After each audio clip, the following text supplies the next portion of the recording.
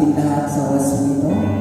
Tayo po ay lumapit at sumamba sa Panginoon sa oras nito. Muli nga po isang pinakamalakas sa palakpak para sa Panginoon. Sige po ay palakpak para sa mga hari ng mga hari at Diyos ng mga Diyos sa oras nito. Hallelujah. Sambahin ka, Panginoon.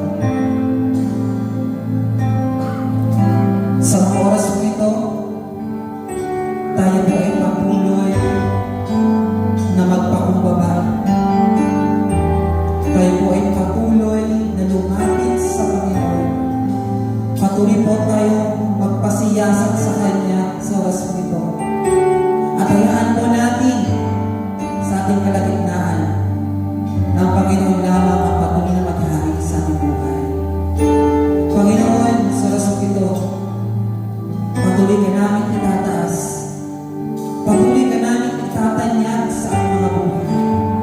Dahil hindi po namin kaya ang lahat ng bagay sa mundo po ito kung kami po ay hiwalay sa iyo.